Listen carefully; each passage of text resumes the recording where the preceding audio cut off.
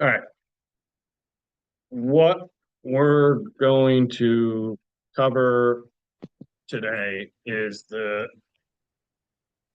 and I'm bringing everybody through like a progression of, the initial tools and resources and just things that you need to focus on as a business owner and really trying to, not trying, but there's a making a tool out of each aspect, right? So the step that we're covering today involves your database, your pipeline, and what I call systems. Okay. Now these become really like just probably like so far we've covered this economic model. We've covered goal setting. And now we're on to like actual like these are tools that you're going to use to run your business and to sell real estate. And really focal and integral to your business overall. To start, database wise, as that first topic, like your understand that your business is your database, right? And depending on how big of a database you have and the relationship that you have with it ends up being pretty much direct correlation to the business that you have. So for example, they say that on average, everybody, your database will transact, the people in it will transact about 7% of the time. People will transact in any given year, right? So if you have 100 people in your database, you have upwards of 7 transaction on average in a year, right? So if you have 1,000 people, upwards of 7. That's just in terms of like the average for life, so to speak, right? And like how real estate transactions for, just the average person plays out, meaning like it's not every year that somebody's going to move, right? So, that's why it's not just about like how big is this database, but the quality of it, right? So like, how how good is your relationship with everybody in there? Because it comes down to your job becomes to be the person that they remember when they actually need something. Right. Well, and it's just so we call them touches, right? But just the touches that you make and the conversations that you have and the interactions that you have, they all end up being like deposits that you're making to a data bank, right? That ends up being where your business comes from. So every time, yeah, you wish somebody happy birthday, that's a deposit into the bank with that person. Every time you send out a marketing, postcard in the mail, another deposit, an email, campaign, smart plan, whatever, with market data or a, client event or whatever it is. All these touches combine to create this, compound effect over time of these deposit maids to where when they need something in real estate, when like they're 7%, it's their year now, right? Like you're the person that they remember because you've been there all along, consistent and having a relationship with them and exuding, the confidence and skill set and the information to, for them to want to have you as their real estate resource, right? So it's just we are tasked with lead generating, right, to a database. Because you can't, it's like, yeah, in theory, you could just go and to the grocery store and start lead generating to people with an attempt to build a database. I'm all for that. It's a lot easier if you just have relationships that you already have and you find a way to go out and, when we say lead generation, just understand that a big part of it is just the effort to be remembered.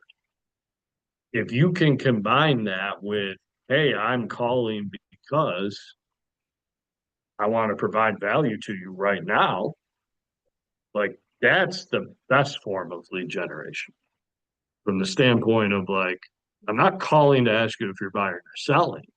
I'm calling to provide some sort of value that I have to offer right now. How do you state a question and then talk to somebody? I actually trying to get somebody new. And, I, I was explaining that I joined real estate and they have been for selling, um, we, anytime people contact me, I felt it was a more older lady. I felt like she was, timid. I was like, she asked me if I, saying, well, I'm not looking for it right now. Common. Literally just said that to me, so I was like, I don't know how to, I was like, I'm not trying to sell the house. So in that moment, it's like totally get it. If you ever need anything, if you have a question, that's it, right? Now, so the overall tactic, right, of like how to lead generate to a database. Well, let's stay on the database topic in that you're as an agent in this business, you're as a business owner, right, and of being an agent, you're one of your first tasks should be to go out and build this list of people, right? And build it off of relationships that you already have. And then you're now tasked with communicating with these people. Like replace lead generation, which is communication. Right. I think that's like a good first like hack at this to make it more comfortable, make it easier to do. It's just like, okay, yeah, the lead generation part comes from like if there's a lead that happens to be there when you're in a random conversation with them, like capture it, like generate that opportunity. But understand that, yeah, we just went over the math, right? 7% of the time somebody will actually transact in a year.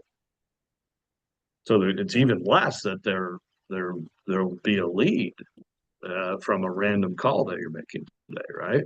So understand that most of the leads that are going to come your way as a real estate agent are probably more so incoming than like you making outbound attempts and like, oh my God, I can't believe you called me today. I'm actually going to sell my house next week. Boom, you're coincidence. Go figure, right? Well, but all coming from these deposits that you're making to your database, right? So the more that you stay consistent with just staying in touch and taking it a step further, the more that you provide value with those touches, that's how businesses generate. Because over time, it just gets to be this notion of like, Jason's always communicating with me. Like I get his marketing stuff. He's reaching out to me 4 times a year. It's not like this is what they're thinking, right? I'm just giving you concept of how this model plays out. Nobody's gonna say like, you're right on time. You're 3 months ago you're contacting me. I know you want to stay in touch with me. You're right on time, right? But it just gets to be the level of thinking that they have to know that ¿Qué pasó, me? that's how you earn business. Then they say, well, you Pero tú le you're trancaste just seguro. doing that when you're not even working with me pillado. and I'm not paying you. Ay, Eventually, se you like metió. to actually work. So that's the game, is just to keep relationships with the people in your database to where they Los si no están understand ahí, and están trust pillados that original. you're their real estate resource. ¿Están ahí?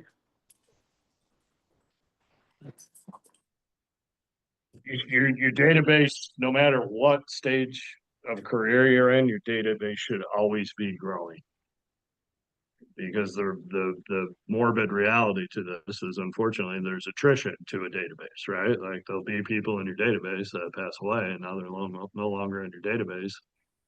Or God forbid you don't update your database and you're marketing to somebody who passed away and they're the widow gets it, right? Like that can be a deterrent to working together from there, right?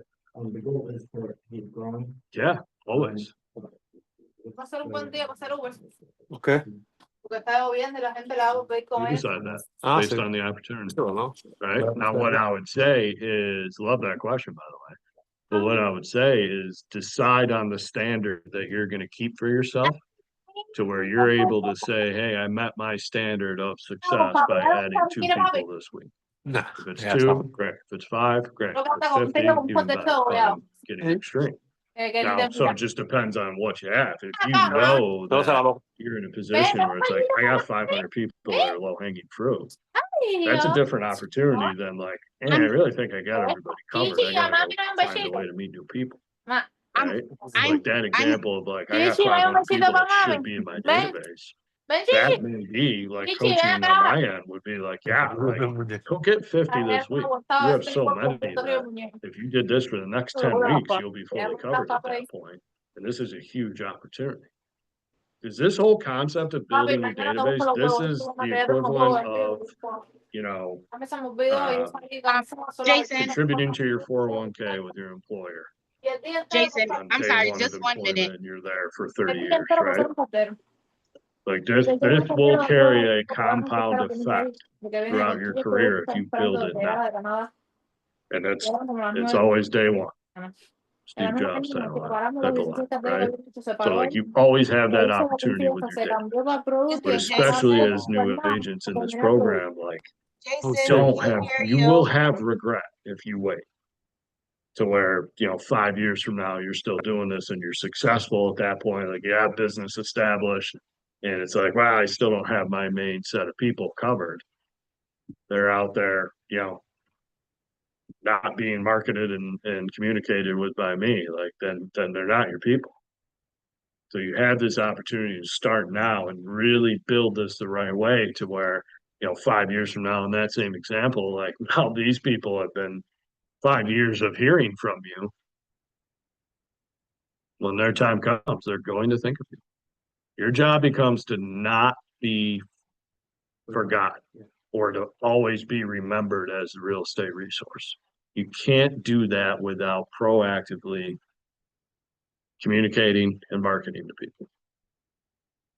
And in order to be in a position to do that, you have to have this list of people to do it with, right? To guide you as like, these are the people you want to contact, these are the people you want to be emailing, sending postcards out, whatever the marketing plan. But to turn a simple topic into a long conversation, that's my rant on database. Now, Command, I don't see any reason why any of you shouldn't be using Command at this point. Okay, so like, At the conference, so we can yes, get- so like as the database conversation can continue to like, what is the tool itself that you're gonna use? Back in the day, archaic may just be a spreadsheet type of thing. Yeah. Right? At this point, Command is a great piece of technology that it's included in the cost that you have with the brokerage. So use it, because there's, any other bolt-on type of software or technology, like these things cost hundreds of dollars a month. So you don't need to go searching for anything fancy to use. You also don't need anything fancy to use. From the standpoint of, at its base level, concept is just storage of your contacts. Now take it a step further to where you can add notes on each contact to have context of where you left off or what their situation is, what stuff that you would want to remember. That can be in the form of notes in the contact for each member of your Or database. was the notes that were presented from them, is it? Yeah. In the contact? There's a notes section right there on each contact. There's a notes and a timeline section too that can add some stuff to it. But basically, like setting yourself up so that you have access to all the information you need. So there's like Command, for example, that you can fill in spots of their birthday, right, and their home anniversary when you start selling houses to people that close, and you update it to here's the date they close, and then every year on that date, I'm going to call them and come up with a home anniversary song that you're going to sing to them. I don't know, whatever you want to do, right? Or to stick a card in the mail, or to shoot them a text, or whatever, right? But now these can be, a way to create, easy touches of value, because value can be two things. Just relationship value, right? To where it's like, oh, it's cool. He called us. I was doing. We shot the breeze for a while. And, checked in on the family, made it about me, that sort of thing. Like that's valuable, right? Especially in a day and age where not too many people are doing that sort of stuff. So that's value right there. But then there's that combined with real estate value is really where you want to shine. So to be able to, have the relationship piece covered and to have the notes in order to cover it, right? So that this way you can, you don't have to remember, you don't have to go searching on Facebook or whatever. And it's just like, oh, I know he's got two kids, ages 10 and 7, Vincent and Marco. When should you be checking, and with that every month, every year? So the millionaire real estate agent model Okay. is to have personal connection with everybody in your database 4 times a year. So that would be once every 3 months. So if there's no lead, if there's nothing that they're working on or that you're working on with them, no intent to do anything real estate related, then the default setting is once every 3 months. Per this model, which I'm a believer in. It's been proven to work. Now, if you hear that, if you take that model, you know what? Okay, they recommend 36 touches, 4 of which are personal connections. I'm going to do 5 instead. Okay, great. If you hear that and say, I want to do 3 instead, I'm going to add on 3 more marketing touches. Okay, fine. The logic behind 4 times a year is, that once every 3 months, like it's long enough to where you're not annoying. And it's also short enough time to where you're going to catch them in between life happening. Right. So imagine like once every 6 months as a plan instead. Like a lot can happen in 6 months time. Right. You could talk to somebody today, schedule your next follow-up for 6 months from now. And next month they find out they're pregnant. Life's happening, like they're just frazzled, like we gotta get out of this house, we need more space, we gotta go. And they start looking right away and close on a house, and you call them 6 months later and they've already been in the house for a month. Right? It's not necessarily their fault. So long, does that have everywhere? Yeah, a lot can happen in life, right? And it's just this like scientific type of approach, right? To where it's, don't ask me what's going on up there, but like science of the brain, like every time somebody hears from you, talks with you, communicates with you, gets a marketing piece from you, like stuff's fizzling upstairs, neurons are firing, I don't know. But it all contributes to that. Like that's the compound effect, right? With people's brains that you can take advantage of. So yeah, the good news is consistency. All it needs to look like is 4 times a year. Right? Be like, I can understand how this becomes exhausting if it's, I gotta contact everybody I know every month. Give me an example of database size, like how big.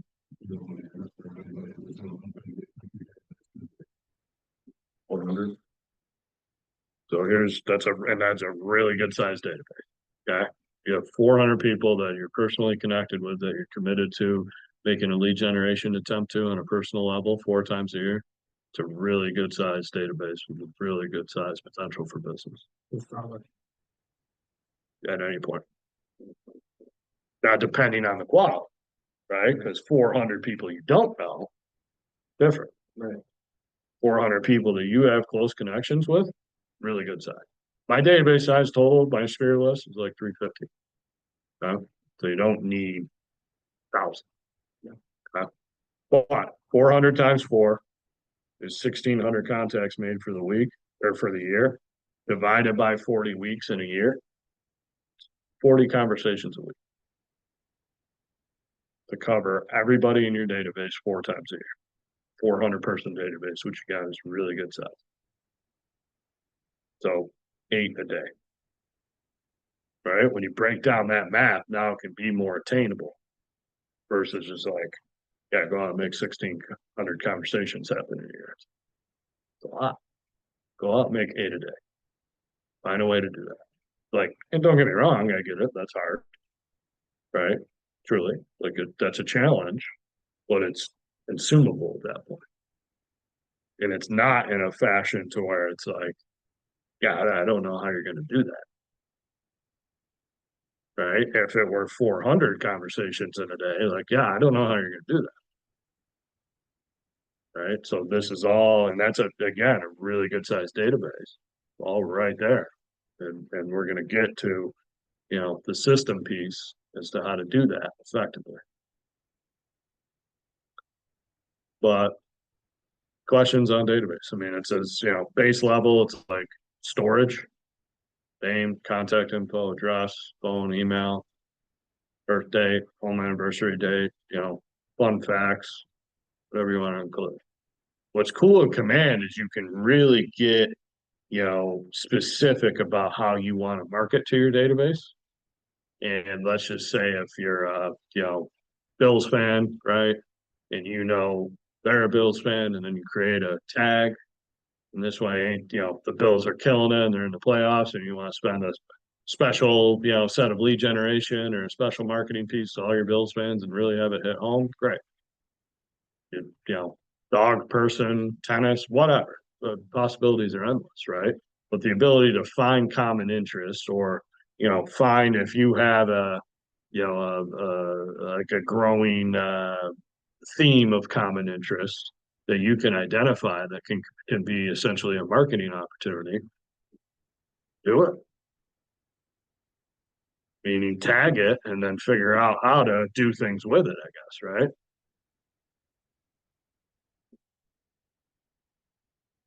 Question so far.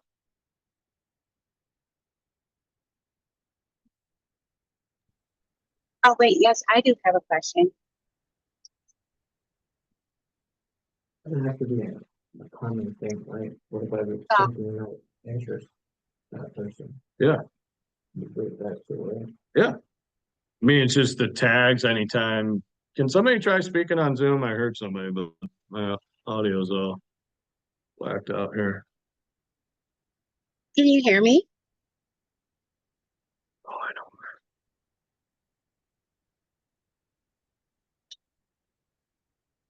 Try again. Can you guys hear me? Hello. One more time for me. Are you able to hear me? There we go. Sorry. No, that's okay. I did have a question. So Go ahead. I heard about the database. It should be people that you can communicate with, that you have close contact with. I guess my question is growing the database, right? We're supposed to have, like, depending on your number, you're supposed to have a certain amount of conversations that you have a week. If I'm right or wrong. And I don't think I don't think I'll touch base with the people that I know, but like you said, you check up in like maybe 2 weeks or 3 weeks. So in the times that I'm not talking to the people that I know, how do I increase my database with the people that I don't know, right?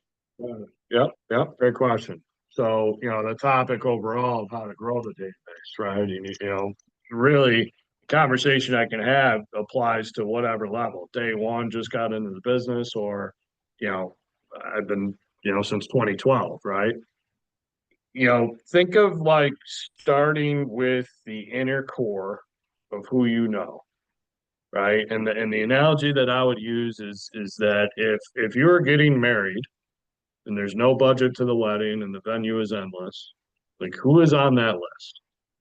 Right? That's going to be your sphere of influence, like that core set of people.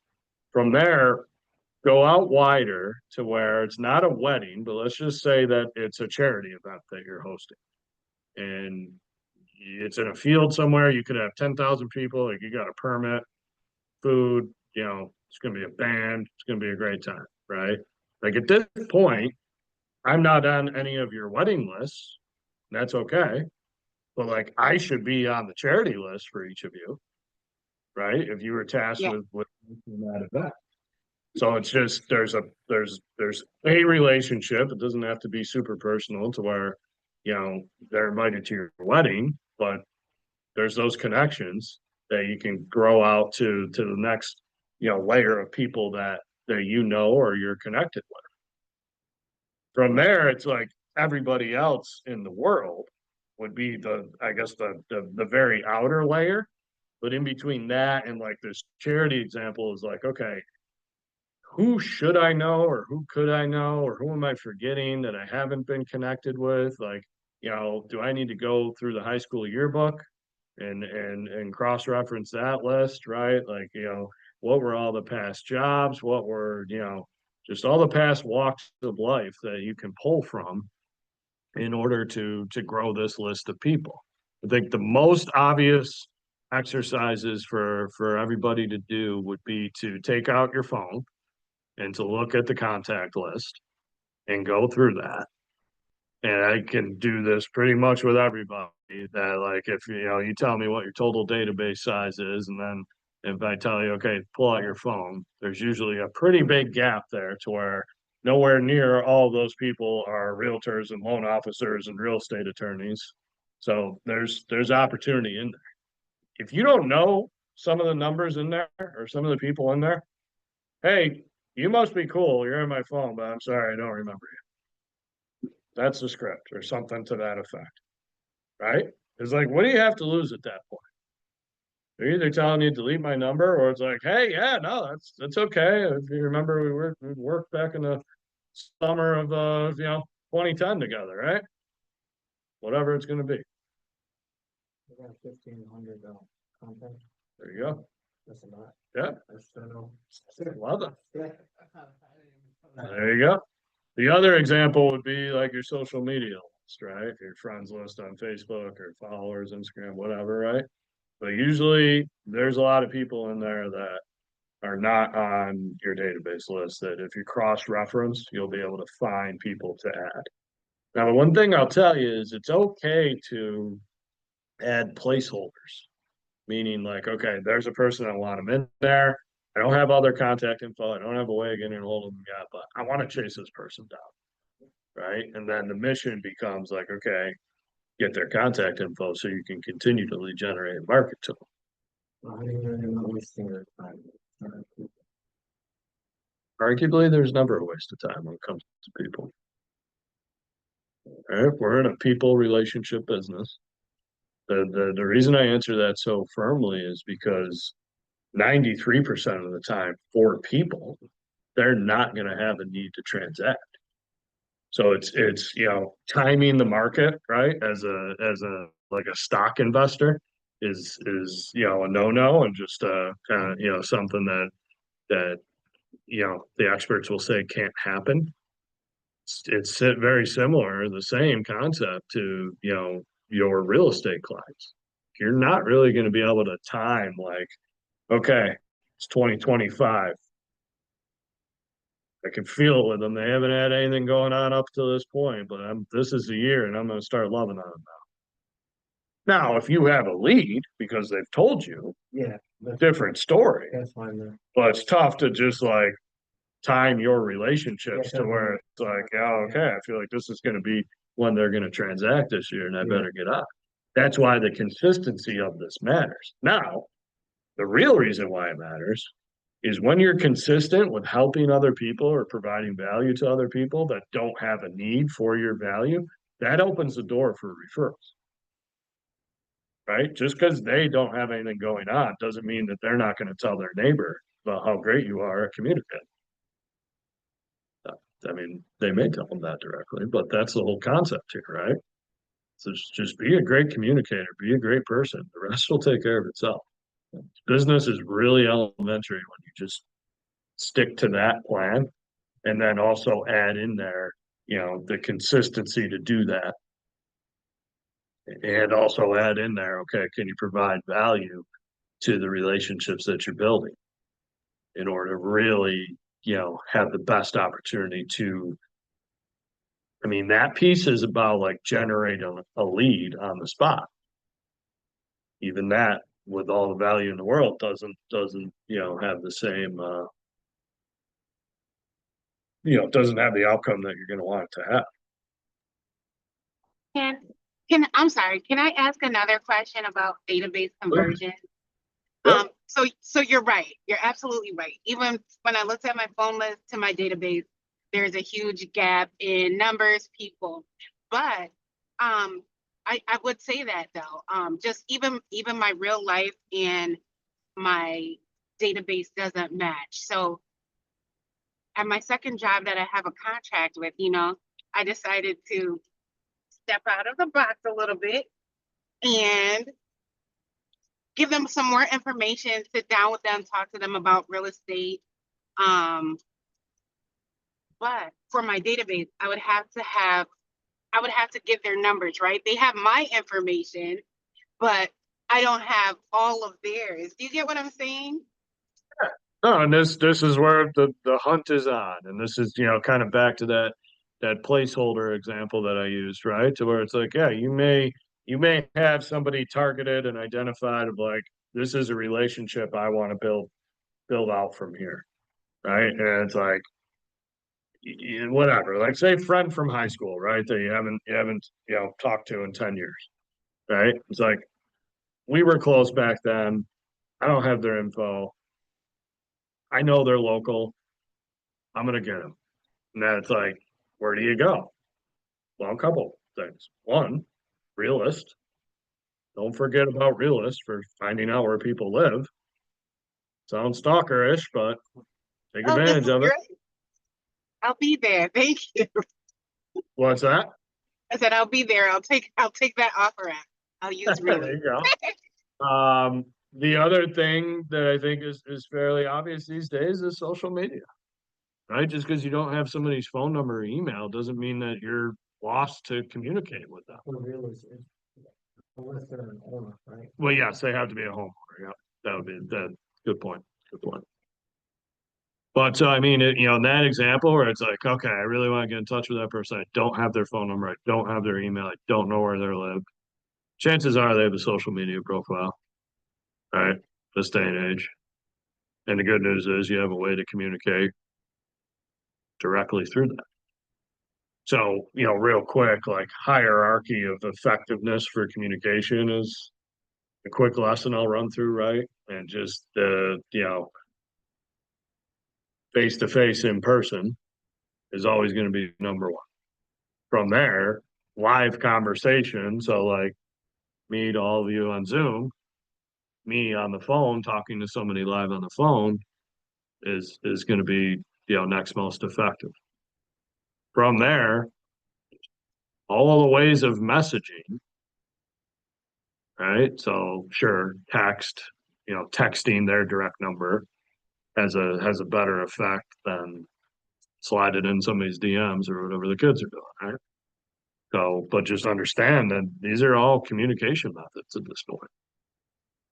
So, what I would say is just make sure you embrace the mentality of what do you have to lose by making these attempts. Somebody doesn't like you, like, and they say, like, don't ever contact me again. I wish you lost my number. Okay, great. I guess I know where I stand, right? Take them out. It's up to you.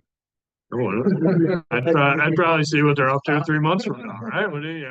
Could have just been a bad day. 3 months later, hey, listen, like I know, I know you didn't want to talk to me, but I've got some value I'm gonna give you this time. What do you have to lose? There you go. Now, where I'll caution is if they're on the do not call list, different conversation. Okay, so this is, I don't mean to skirt around the topic or that's not the right phrase, but like you have to take TPCA compliance very seriously. Okay. TCPA is Telephone Telecommunications Protection Act, I think. Okay, so like consumer rights are a very serious thing these days, as they should be.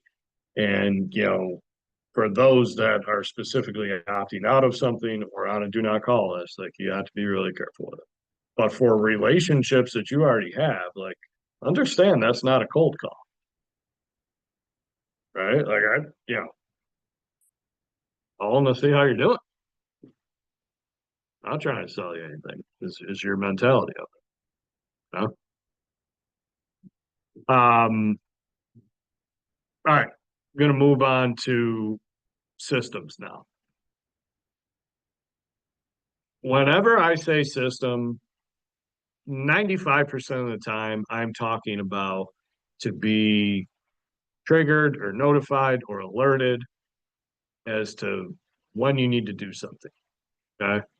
Now, most specifically to this lesson, this conversation would be to be set up in a way where you're lead generating to your database systematically, where you're communicating with your people in your database systematically. Okay. So to be told who to contact and when becomes a huge boost to your overall effort and mentality and how much you actually lead generate or just talk to people. It's command reminders. So in command, it would be setting up a task. Okay. So think of it this way. If you have 400 people in your database in command, then you should have 400 tasks. So that the next time that you need to talk to everybody on your list in your life, you're told when to do it. Removing your memory from the equation. 'Cause I don't care how good your memory is or how small your database is, like it's just not fair to live a life like that, right? For example, if I call like a client or somebody and he says, call me next week. Yeah. I Yeah. create a new test. Okay. And so like that example, like that's a lead most likely, Okay. right? So you definitely want to have it for that. But then think of the opposite end of the scenario where like it's not a lead. Your plan is you want to contact them 4 times a year. There's no lead. 4 times a year is equals every 3 months. So today's June 9th. You get off the phone with them, no lead. Told you that little Timmy's doing baseball this spring. He's thinking about doing football in the fall. And it's June 9th. No real estate needs, nothing was discussed, just casual conversation. June 9th, so July, August, September. So you're gonna set a task for September 9th. And then what to follow up with Timmy Senior on. Hey, Timmy Junior playing football. Oh. And insert lead generation tactic too. You really want to do it the right way. Right? That's good. So that this way, then September 9th rolls around, you're just living by your system. Like you can get yourself to a point where you don't have to think about who to call. And you're just pulling up that list every day and getting through it. Now you need to make sure you set the next time to call at all times. Right? So to be in a position where you're again, like 400 people in the database should have 400 tasks at all times. I think there's a smart plan for quarterly call that just it does it on its own, I'm pretty sure. So yes, and I don't have a problem with it. The issue that I have is it takes away the personalization. Meaning that like if say, you knew that that guy, Timmy, Tommy, whatever, his birthday was in August. And you want to call him then instead. Right? Quarterly plan would just keep rolling Right. for that Start on time that frame. day or something. Right? So it's a great again, I don't have a problem with it. It just depends on how much like intimate customization you want, so to speak. So to me, the way I think of it is just do one off like every single contact. So like, but think of this flow, right? Like you're sitting down, you're ready to make some calls, you're ready to shoot some messages out and get some work done for the day. Call somebody, blah, blah, blah, no lead, hang up. Now you're going to command, entering in a note, talked about Timmy Junior playing baseball and he's starting football, possibly in the fall. And I want to call him again in 3 months. Boom, set the task. Just lead gen database systems, like in that order and in that, combined effort, right? And now time for the next one. So this way, like the system really carries you to success because it's telling you what to do when you need to do it. The quarterly smart plan would be, here's a good general guide that if you stay on track with this, you'll be good. And again, I don't have a problem. I actually like manually setting up the next task that you're recommending too, because if you have the quarterly one, it's kind of an easy way out if you don't call them, whereas if you say it tells you to call someone this day and you have it set to manually schedule that one, you forget to for 2 days, but then it's Well- still there, you do it, you have to set the next one. You know, really good point. Because at least mentally I can relate to that because it becomes more of like I can let them go. There's nothing urgent there. Right? Versus like this customized task. Right, It's that's what I'm like, saying, yeah, it helps you have to yeah, do it's it. like, well, if I'm gonna do what I need to do here. But then especially for the leads themselves. Right? Because within those tasks in command, you can what do they call it? Priority level, I think. Yeah. Yeah. I know I think that. it's like high, medium, low or something like that, right? So it's just you can get it to a point where you can, because like picture a lifestyle where let's just say, say your plan tells you you need to make 20 conversations happen every day. All right. And you're fulfilling that plan by just creating the system to feed you those 20 contacts to make every day. So this way, you did your job today on Monday, boom, all 20 are done and they're tasked out again. Then tomorrow you wake up, you pull up, there's the 20.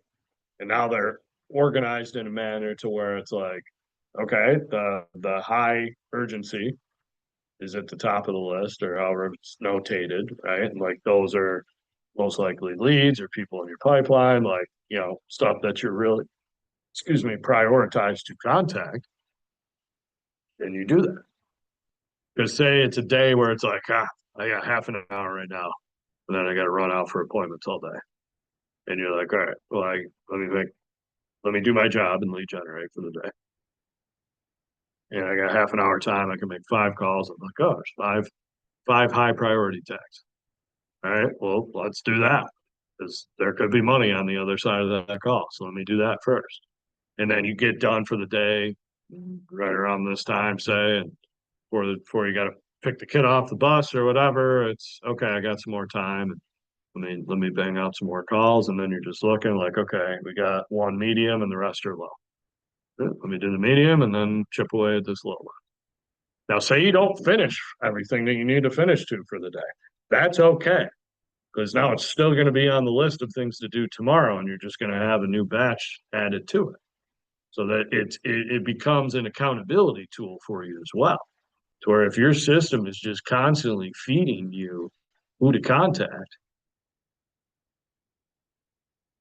you're either doing it or you're not. So you can have self accountability just by what you create in your system and how you perform to it. So that if you have a really crappy week and you get done with it and it's like, not that I got 78 past due tasks. Yeah, you know where you stand. If you finish a week and you're feeling crappy, but you're looking at your system and then you're using the tracker that I send out on Fridays and see that it's at, my system's cleared out, we're good, we're caught up, and I made 78 conversations happen. You can feel pretty good about that week, even though for whatever reason you're feeling not great.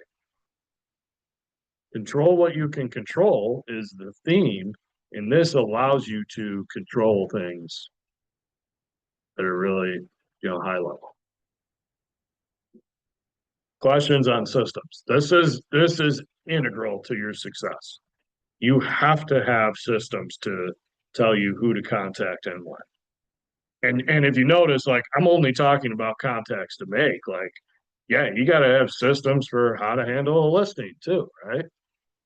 Or, how to, everything's a system, right? When it comes down to it. But just, like I got a listing, how do I order a sign? Like there's a system for that.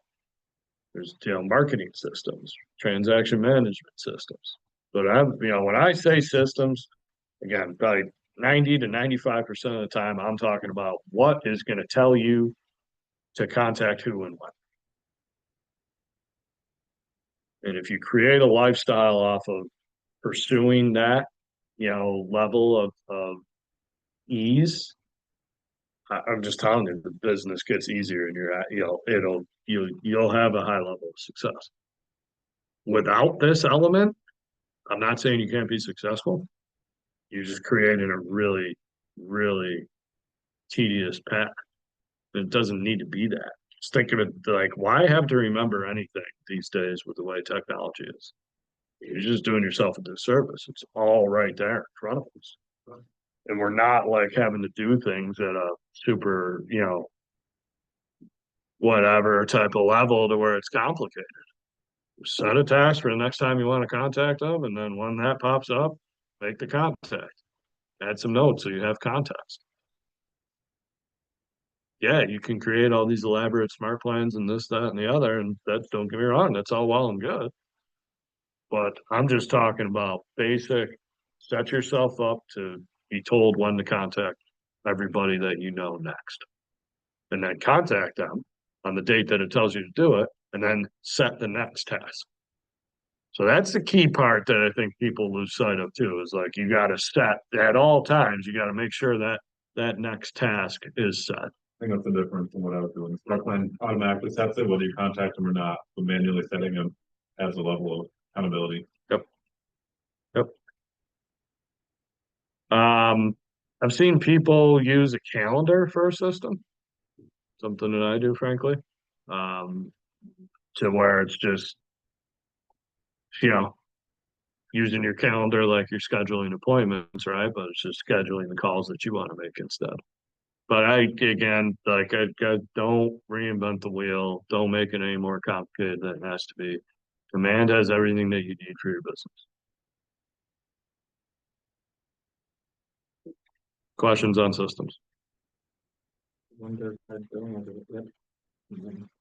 Well, But that's what's nice too with command and the phone is that it'll transfer all your- it'll like if you make a call from command on your phone, when you hang up, it gives you the opportunity to add a note, set the task.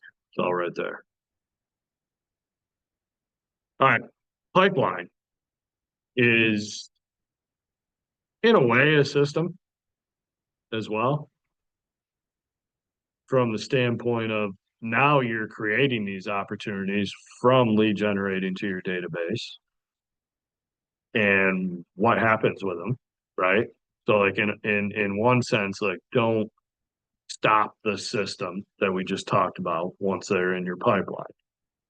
But to have a formal separate tool called a pipeline to organize your potential opportunities for income becomes a really good organizational feature to do things at a high level. But think of the visual type of focus feature that it is as well, right? To where it's like what you're telling yourself with a pipeline is this is where the business is going to come from.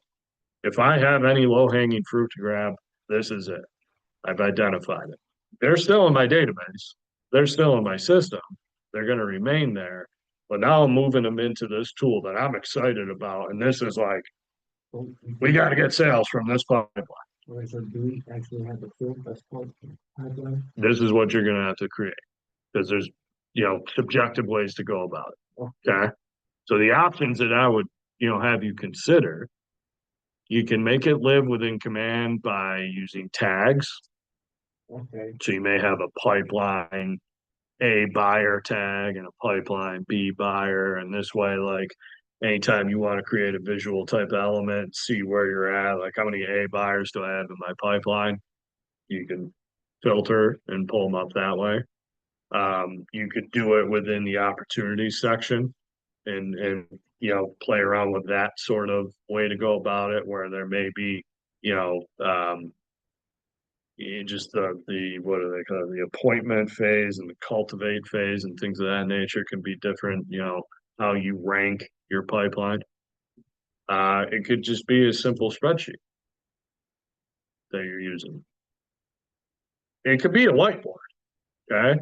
My problem with the whiteboard or the paper type of example these days is like, if your whiteboard is in your office and your kid comes in, and erases it, and like, Right. there's critical information there that you didn't have saved and backed up anywhere else, like, that's a problem. The day planner type of thing, like, you lose that and your life's in it, like, that's a problem. And again, just with what technology is this day and age, have it stored in the cloud some way, somehow, right? Like, you lose your phone, your laptop, like, you get new ones and you log into command and it's all there, right? Same with, just Gmail, right? Just the Google suite of resources is a really powerful thing. So whatever works for you to build a pipeline tool, as long as you commit to using it, that's what matters to me. But think of it in a manner like, if you were in, like, one-on-one coaching with me, I would be, like, hey, show me your A buyer list right now. I mean, you got it, man. Like, kind of set yourself up to like pass that quiz for yourself, not me, but like to have it readily accessible to where it's like, you want to add to it, you want to build it, you want to convert from it, but this visual tool that it becomes too, to just, it's you're going to be using it all the time, but it may be say at the start or the end of your week, each week, you may start with 15 minutes analyzing your pipeline to figure out, like, make sure that nothing slipped through the cracks, figure out, do some thinking of how to identify who you need help converting, right? And then you may show up to a session like this with like, hey, I gotta talk to you about this. I think I got this A buyer, but they're kind of becoming a thorn in my side. I need some juice to figure out what to do with it. That happens more as you're focusing on it, and these visual tools help you do that versus just existing out there some way, somehow they're in your life, but it's just, you lose presence to it if it's not something that's, set up in a manner that kind of slaps you in the face, right? It's right there. Not only is it right there, but it's also like bells and whistles are going off with the system side of it, right? Like, hey, do this. You want to reach your goals as a business owner, do this. It's right here for you. That pipeline becomes, here's your predictable income. And having it all organized in a manner that allows you to work it more effectively. So the tool itself for a pipeline, like, again, don't overthink it, keep it basic. So I'd say command with using tags that you would then filter, or the opportunity section. I see a lot of people have just a spreadsheet that they use. Again, I would caution on the whiteboard type of stuff, like, fine if you use that, I would just take a picture of it every time it changes. That way, if it does get erased, you're good. But what becomes important with the pipeline is how you rank it.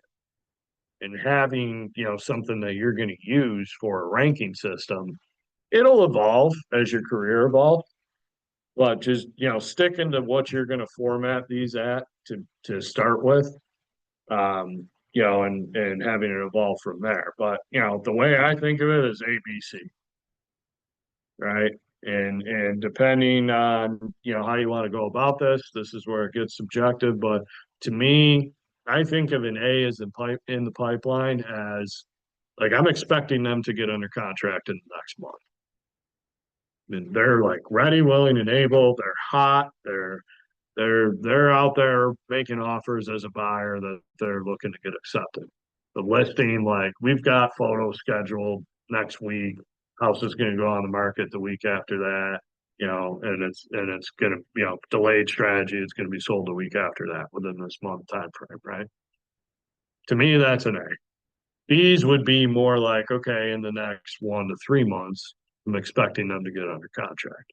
There's enough there to where it's like, I've just got a step to get over with them, because so it could be timing wise, right? To where it's like, they're just not quite ready to get out there and start making offers yet.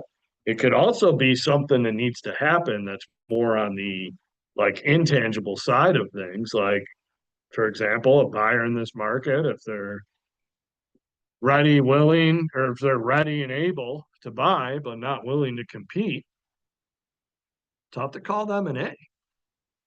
Right? So like a buyer who's saying like, I gotta be out of my apartment by the end of August, timing wise, like that's A timing because they gotta get under contract and close by the end of August. Like we're right on it right now. And they're pre-approved and financially comfortable with the budget that they're pre-approved for, and like that, that aligns with the market overall, meaning like, they have a $500,000 budget in Greece and they're comfortable with everything, and that's a, good budget for Greece, right? If it were $100,000 budget in Pittsburgh, it's great, you're not really able to buy in Pittsburgh with that, right? But the willing part may not be there. Say if they're not willing to waive an inspection or whatever unfair, dilemma that buyers face in this market. It stinks, it's difficult, but like they're not an A buyer guy because they're gonna have a tough time competing. And if you don't rank them accordingly, if you rank them as an A because they're ready and able, you're gonna get real frustrated when it's like, why, another offer lost. Or it'll bring presence to like, okay, why aren't I'm thinking they're an A? Why are they not under contract? It's been over a month. And then you get further into it, it's like, well, yeah, of course they're not under contract. They're making weak offers with their terms. So what step do I need to take next? I gotta have a conversation with them, like, hey, if you want to buy still, this is what we need to do to make that goal happen. But ranking your pipeline becomes critical so that you can, it becomes gamified when you do this, right? Because you want to move the C's to a B and the B's to an A and the A to under contract and under contract closing. You want to, have that flow play out. So like when you have an A who you determine, well, this kind of stinks, but I got to downgrade them to a B and move them in my pipeline. Like that physical activity of it becomes this gamified concept that can be really powerful stuff for your business. Yeah, well, and you're pushing yourself to over for good or bad. Well, just to have action play out that's leading to progress. Again, sometimes progress can be bad. That's okay when it comes to the pipeline because believe me, you'd rather know that you're dealing with a C than thinking that you're dealing with an A. Because now that you know you have a C, it's like, okay, what's next? What's the next step? I think I stopped my ranking definition, but like A's within a month they're getting under contract, B's for me 1 to 3 months, C's 3 to 6 months, maybe you do 3 months to a year. You may have A, B, C, and then just like leads of people that, hey, I'm going to be a couple of years out, and you want them to be organized in a visual spot as well. They're still in the system, right? So like that example of like, I'm 3 years out when Timmy Jr. graduates in class of 2029, we're going to head south. You just got a lead in that conversation, which is nowhere near ready to transact, right? So the system still needs to take care of, when to contact all these people. But it's just a matter of, is that an extra organizational feature that you want for yourself or not? What I would, for everybody in this launch program, you're building the business. So build it where it's like every opportunity that comes across your radar, organize it in a pipeline, and then play this game of like, okay, this thing's so big that I gotta have these leads, like it's just visually it's too much now. I gotta rank this differently moving forward. And I want A's that are ready, willing, and able. I want my B's to be more in a 3-month time frame, and my C's are gonna be, 6 months or so. Anybody outside that, I'm gonna let my system do the heavy lifting, and the goal is to get them in here. But I got so many people right now. Visually, this is kind of like too much. I gotta trim this down. Get yourself to that point. For now, just play the game where it's like every opportunity, even if it's a lead with, yeah, I'm going to be, selling my house once Timmy Jr. graduates in 2029. change the mentality. This is from Phil Jones on Friday, but if you think of your pipeline as a 30, 60, 90 month period compared to 30, 60, 90 days is how we're, typically thinking about it from a salesperson standpoint. That becomes very powerful in how you act and how you pursue things. So, yeah, don't get me wrong, we're in sales and go sell. But, just, I don't want to say slow down, but it's just kind of, Long-term success. yeah, tether the expectations to where your business is helping people and you're going to be here in 2029 in the business.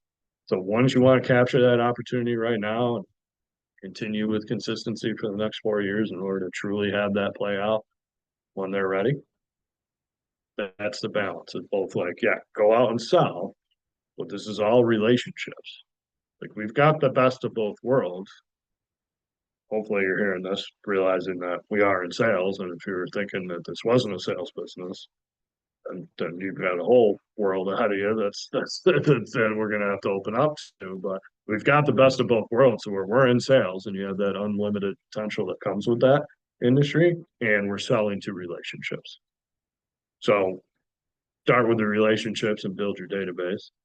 Find a way to systematically communicate with it, i.e. sales effort. And then the effort and the results from that goes into your pipeline. You play that game, like this is the lesson to where it's like, teach me how to sell. That's it. There's sure like to say tactical and all that, but just the foundation of like how to operate this sales business that you're in. You guys just got it. Thank you all the Zoomers. We'll catch you next week.